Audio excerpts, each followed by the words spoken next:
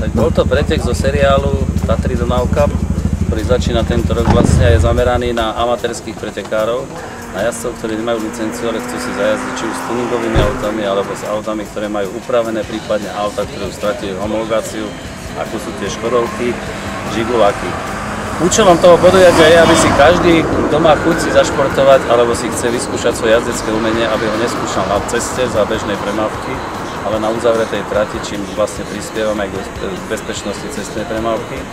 Potom, aby tí mladí ľudia sa tu mohli vyžiť športovo, vlastne dneska všetci majú radi motorizmus. To znamená, že aby sa nenudili, je to zamerané ako šport pre všetkých a športom proti drogám.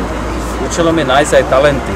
Talenty to znamená, že tí mladí ľudia, ktorí sú fakt dobrí a ktorých to baví a ktorí by chceli pokračovať v tomto športe ako profesionálne, tak potom si tu môžu vyskúšať, či na to majú, alebo či k tomu pričuchnú, ako sa hovorí. A v neposlednej rade je to aj pre divákov, ktorí strávia krásny víkend v tom prostredí týchto malých Karpát, kde si myslím, že dnes a včera to nádherné počasie mohli sa vyžiť nielen v krásnych automobiloch, ale aj v tom, že bola krásna príroda, mohli sa prejsť a mali tu aj rôzne atrakcie.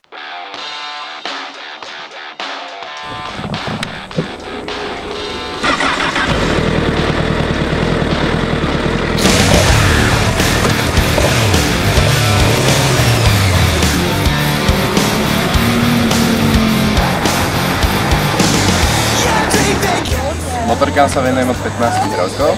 V začiatku som začal jazdiť na malých motorkách, teraz som prestúpil už nejakej 17 na veľké motorky.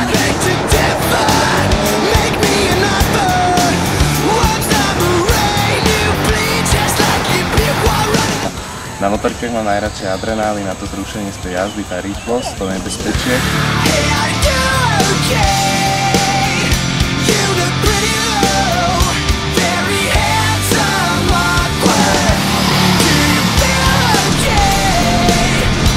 Má kontakt s tým strojom nejak v aute, kde má klietku okolo seba a bezpečnostné systémy.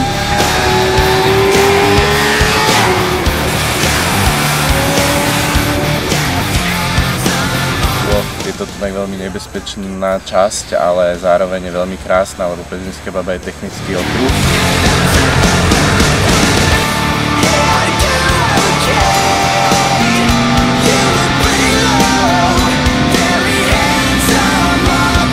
Všetci motorkári, keď sa na ceste stretávajú, sa zdravia takýmto štýlom, si kývnu a preto sme jedna veľká rodina.